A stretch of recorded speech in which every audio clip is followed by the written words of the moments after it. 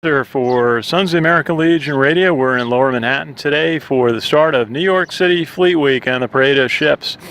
And just out in Bay, passing the Statue of Liberty, are a couple of the lead ships. I think most of the key ships from New York City Fleet Week are approaching Lower Manhattan. And I see one of the Ticonderoga class ships. There's two Ticonderogas in the parade this year, the San Jacinto and the Monterey. Monterey was famous for a lot of its work fighting pirates in the Indian Ocean off Somalia a few years ago. And I believe we even did a radio interview from that ship with an admiral on our WVOX show. So it should be kind of neat. You can see it's, if you can see just in the distance, the large American flag flying from the ship. And it's a real test of my eyesight if I can get the hull number on that, because we have two in the procession so far. But it's turned out to be a very nice day. We've got a fireboat leading with a nice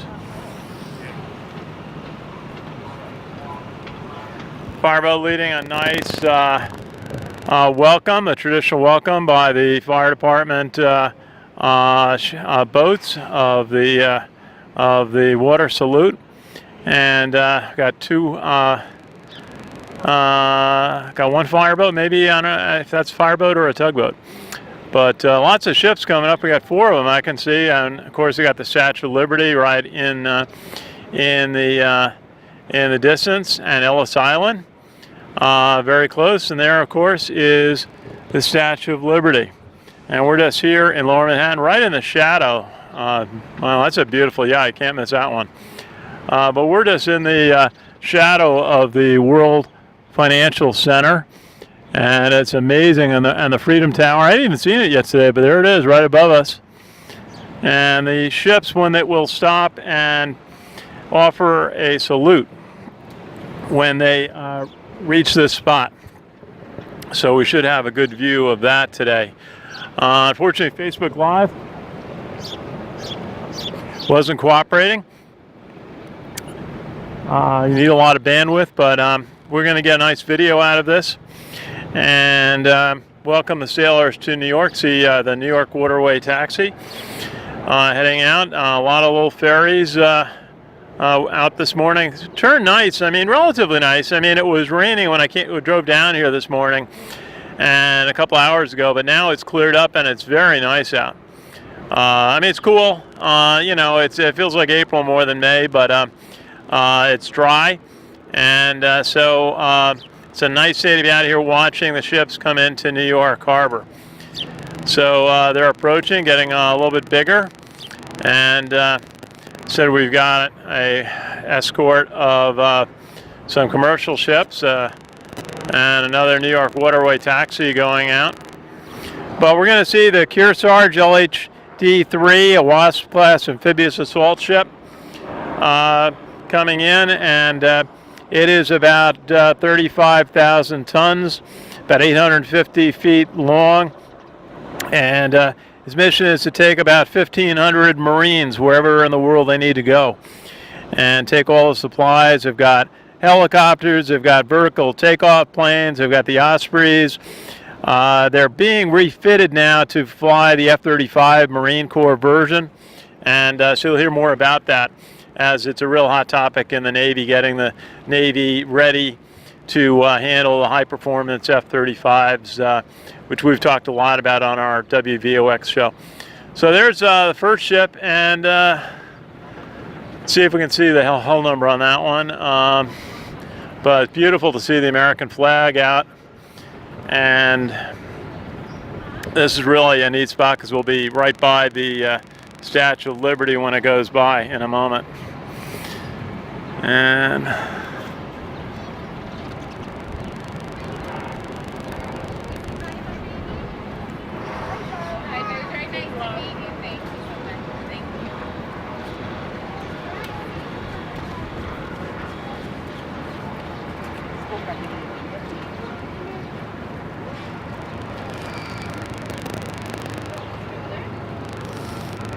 And I'm going to take a guess. That looks like it is 56.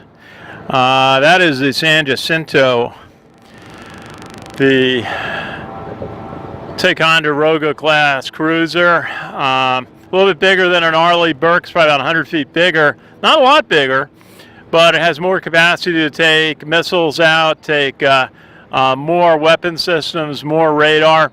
They are aging, and the Navy is trying to work on replacing them, but they have been a workhorse for the U.S. Navy.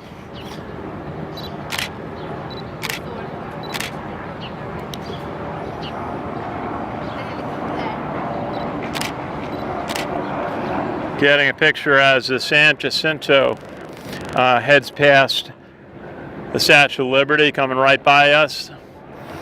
And we see that beautiful American flag billowing from its forward mast. And this is probably a 20-year-old ship. This is, we're talking a little bit this morning about all the ships that were built for the Navy in the 1980s, early 90s, and the Reagan buildup. They're starting to all be 20, 25 years old, and this class are actually putting a couple in reserve so they can, they're going to basically give the ship a couple of years off so that they can bring it back fresh and get and extend the life, useful life of the class.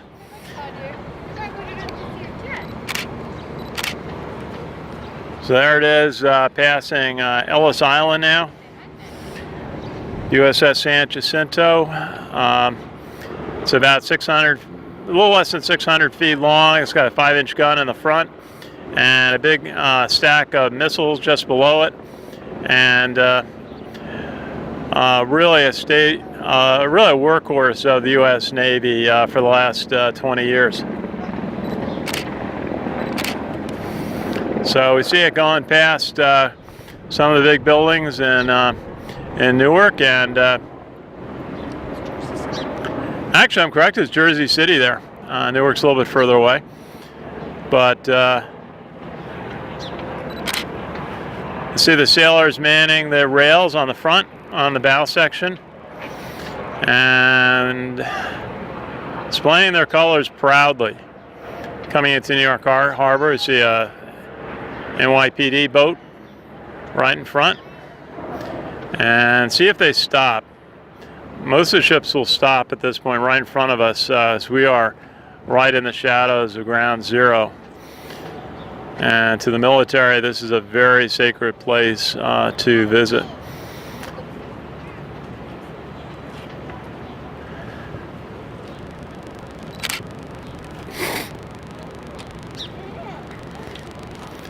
So another, keep moving along. It's the first ship in line. And we're going to have a Coast Guard cutter coming in next. And turn our sights on the Coast Guard cutter.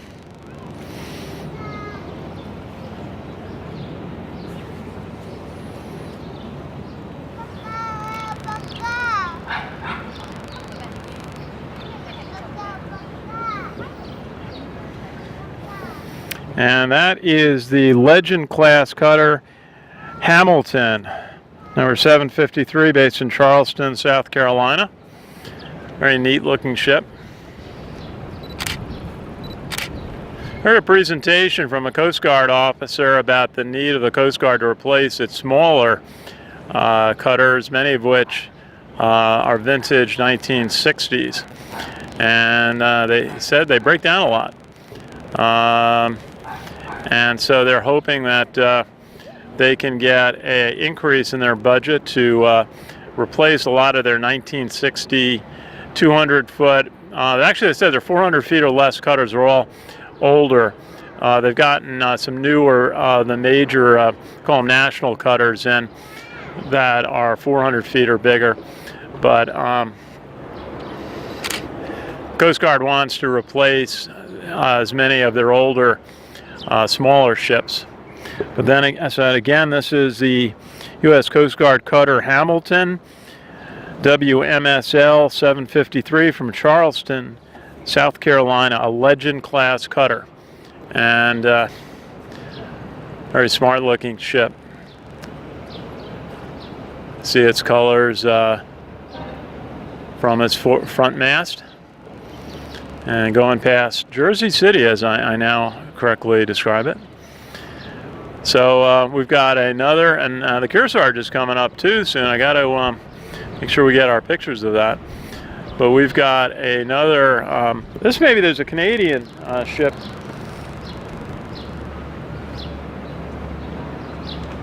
In the parade this year, and I'm wondering if this is it because it's blue. I don't think you ever get a U.S. ship that looks like this one. So this could very well be the Kingston class coastal defense vessel HMCS Glace Bay. And let me see if I can see a hull number on that. But it's boy, it's awful small. It's got a helicopter buzz, and I'm gonna see if they have a Canadian flag out. Lots of traffic in the harbor. Of course, USS Kearsarge sailed on that ship a couple of times. Big amphibious assault ship based in Norfolk. Let's take another look at this ship. And I may have to really stretch, see if we can get a hull number on this. I'll have to look at this later. But let's move on to the flagship for Fleet Week. And that is the USS Kearsarge.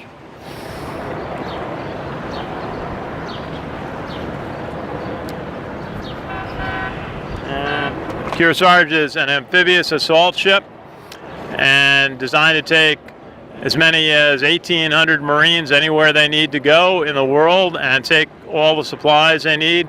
Kearsarge has a well deck so they can land supplies to the size of tanks on hovercraft and take them right to the beachfront where they're needed. Also a great way to bring supplies in and also bring them to the ship, move personnel to off and on the ship. And they've got some Ospreys, the vertical takeoff planes that the soldiers say, the Marines say they like them because they fly higher and faster than helicopters. So they feel like they're safer at places like Iraq and Afghanistan because they can they're flying faster than some of the defenses can target them. Lots of helicopters. I said they're being refitting this class of ships so that it can take on the F-35 airplane.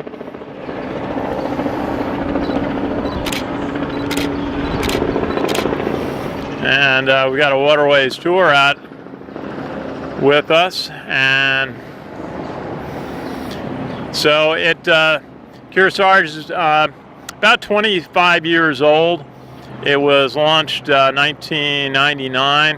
Our friend is now a Fleet Master Chief, Ray Kemp. We met when he was a petty officer on the Kearsarge about 10 years ago at New York City Fleet Week. A beautiful ship.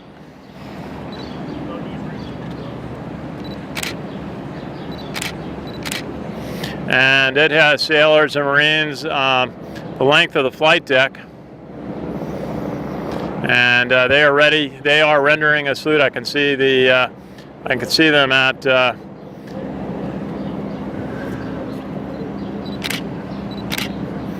can see them offering a salute as they go by Ground Zero, a sacred place to everyone in the U.S. military, everyone in our country. And one of the traditions of New York City Fleet Week. We'll see if they stop. Doesn't look like they're stopping today. I know they're a little anxious to get into port, but it's got a well deck. We'll see a little bit of that when the ship passes by.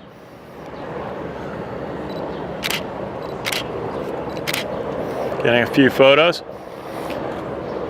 A very versatile workhorse ship for the U.S. Navy.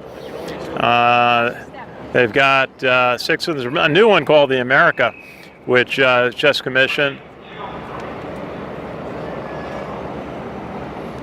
And they just completed their salute.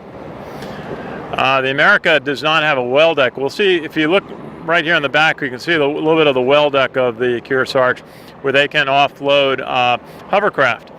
And some other boats, I guess, too, rafts, power rafts, small raft boats. And very versatile. But the America class ships, it's America and the Tripoli right now, 2 of them, and they are going to design to take as many F-35s out as they can. I think they can fit about 30 on one of these ships. So that's going to be one of the things the Navy's been really working on. We're going to take a quick break, and we'll be right back at New York City Fleet Week. It's Ken Kreitzer for Sons of the American Legion Radio. Yeah.